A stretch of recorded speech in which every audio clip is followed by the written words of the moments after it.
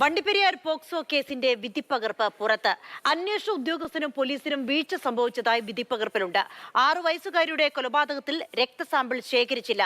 കുഞ്ഞ് കൊല്ലപ്പെട്ടിട്ട് പിറ്റേ ദിവസമാണ് അന്വേഷണ ഉദ്യോഗസ്ഥർ സ്ഥലത്തെത്തിയത്. കൊലപാതകം നടന്ന മുറിയിൽ നിന്ന് തെളിവുകൾ ശേഖരിച്ചതിൽ അപാകത തുടങ്ങിയ പോലീസ് വീഴ്ചകളാണ് കോടതി അക്കമിട്ട് നിരത്തിയത്. ജെയിനസ് രാജു വിവരങ്ങളുമായി ചേരുന്നു. ജെയിൻ, കേരളം മുഴുവൻ വലിയ സങ്കടത്തിലും ആശങ്കയിലും ഒക്കെ തന്നെയാണ്. ഒരു 6 വയസ്സുകാരിയെ കൊലപ്പെടുത്തിയിട്ട് ഈ പ്രതിയെന്ന് പറഞ്ഞ് പിടിക്കപ്പെട്ട ആളെ കോടതി വെറുതെ വിടുന്നു. ആരാണ് പ്രതിയെന്ന് ഒന്നടങ്കം ചോദിക്കുകയാണ്.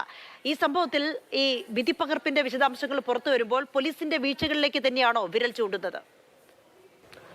അഞ്ജിത, ഈ കേസിൽ പ്രധാനമായിട്ടുമുള്ള ഒരു വസ്തുത എന്ന് പറയുന്നത് ഈ കുട്ടി കൊല്ലപ്പെട്ടതാണെന്നും ഈ കുട്ടി ലൈംഗിക ചൂഷണത്തിന് ഇരയായിട്ടുണ്ട് എന്നും കോടതി സമ്മതിക്കുന്നുണ്ട്. അല്ലെങ്കിൽ കോടതിയുടെ ഉത്തരവിൽ പ്രോസിക്യൂഷന്റെ ആ വാദം അംഗീകരിക്കുന്നുണ്ട്. പക്ഷേ ഇത് ചെയ്തത് അർജുനാണെന്ന് തെളിയിക്കാൻ പ്രോസിക്യൂഷന് കഴിഞ്ഞിട്ടില്ല എന്നുള്ളതാണ് കോടതിയുടെ ഉത്തരവിലെ കണ്ടെത്തൽ. അതിൽ ശാസ്ത്രീയമായിട്ടുള്ള തെളിവുകളുടെ പോരായ്മയുണ്ട്. അതോടൊപ്പം തന്നെ മറ്റ് തെളിവുകൾ ശേഖരിക്കുന്നതിൽ അന്വേഷണ ഉദ്യോഗസ്ഥൻ വരുത്തിയ വീഴ്ചകളുമാണ് പ്രധാനമായും കോടതി ചൂണ്ടിക്കാട്ടുന്നത്.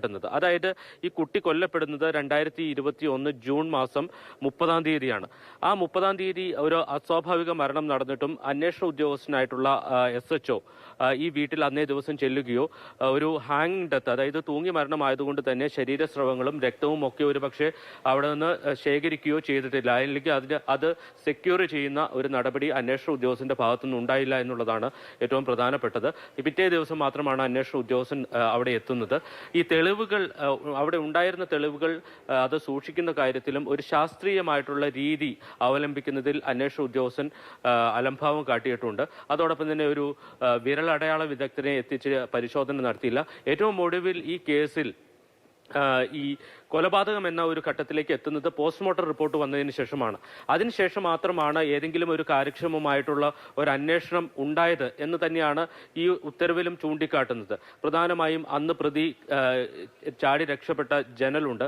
ആ ജനല് പിന്നീട് ഈ കുട്ടി കൊല്ലപ്പെട്ടതിന് ശേഷം എല്ലാവരും എത്തിയപ്പോൾ പ്രതി തന്നെ അകത്തു നിന്ന് അടയ്ക്കുകയായിരുന്നു. അപ്പോൾ അത്തരം വാദങ്ങളൊക്കെ സംശയത്തോടുകൂടിയാണ് കോടതി കണ്ടത് എന്നുള്ളതാണ്. അപ്പോഴും ചില സാധ്യതകൾ ഈ ഉത്തരവിലുണ്ട്. അല്ലെങ്കിൽ കോടതി പരിഗണിക്കാത്ത പോയ ചില സാധ്യതകൾ തീർച്ചയായിട്ടും പ്രോസിക്യൂഷന് മുന്നോട്ട് വയ്ക്കാൻ കഴിയുന്ന സാധ്യതകൾ ഉണ്ട് എന്നത് യാഥാർത്ഥ്യമാണ്. അതിൽ പ്രധാനപ്പെട്ടത് ഈ പ്രതിയായിട്ടുള്ള അർജുന്റെ ശരീരത്തിൽ നിന്ന് ശേഖരിക്കപ്പെട്ട മറ്റ് ശാസ്ത്രീയ തെളിവുകളുണ്ട്. അത് ശരീര രോമങ്ങളുണ്ട്.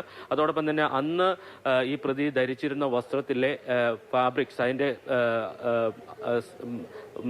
അതുമായി ബന്ധപ്പെട്ട ചെറിയ പാർട്സ്, ആ പാർട്സൊക്കെ ഈ കുട്ടിയുടെ നഖത്തിന്റെ ഇടയിൽ നിന്നും പ്രതിയുടെ അടിവസ്ത്രത്തിന്റെ ഫാബ്രിക്സ് കുട്ടിയുടെ വിരലിൽ നിന്നൊക്കെ കണ്ടെത്തിയിട്ടുണ്ട്. അപ്പോൾ അത്തരം ശാസ്ത്രീയ തെളിവുകൾ എങ്ങനെയാണ് കോടതി വിശ്വസനീയമായി പരിഗണിച്ചില്ല, അല്ലെങ്കിൽ കാര്യമായി പരിഗണിച്ചില്ല എന്ന് വേണം വിലയിരുത്താൻ. എന്തായാലും അന്വേഷണ ഉദ്യോഗസ്ഥന്റെ വിശ്വാസ്യതയെ തന്നെ കോടതി ചോദ്യം ചെയ്യുകയാണ്. ശാസ്ത്രീയ തെളിവുകളുടെ അഭാവവും അതോടൊപ്പം തന്നെ മൊഴികളിലെ വൈരുദ്ധ്യവും ഒക്കെയാണ് കോടതി ഇത്തരം ഒരു നിഗമനത്തിലേക്ക്, അല്ലെങ്കിൽ അർജുൻ ആണ് ഈ കൊല നടത്തിയത് എന്ന് തെളിയിക്കാൻ കഴിയില്ല എന്ന ഒരു നിഗമനത്തിലേക്ക് എത്തിയത് എന്നുള്ളതാണ് നമുക്ക് ഉത്തരവ് വായിക്കുമ്പോൾ മനസ്സിലാകുന്നത്. ഇതിൽ ഏറ്റവും പ്രധാനപ്പെട്ടത് സംശയത്തിന്റെ ആനുകൂല്യമല്ല പ്രതിക്ക് നൽകിയിരിക്കുന്നത്, പകരം പൂർണ്ണമായും ഈ കുറ്റം തെളിയിക്കപ്പെട്ടിട്ടില്ല എന്ന് തന്നെയാണ് കോടതി പറയുന്നത്. ശരി ജയൻ, എന്തായാലും സങ്കടകരമായ കാര്യമാണ്. ഒരു 6 വയസ്സുകാരിയെ കൊലപ്പെടുത്തുന്നു, അതിൽ പ്രതിയെന്ന് പറഞ്ഞ് പിടിക്കപ്പെട്ട അയാൾ പ്രതിയല്ല, തെളിവുകളുടെ അഭാവത്തിൽ അയാളെ കോടതി വെറുതെ വിടുന്നു. അങ്ങനെയാണെങ്കിൽ ആരാണ് പ്രതിയെന്ന ചോദ്യം ഉയരുകയാണ്.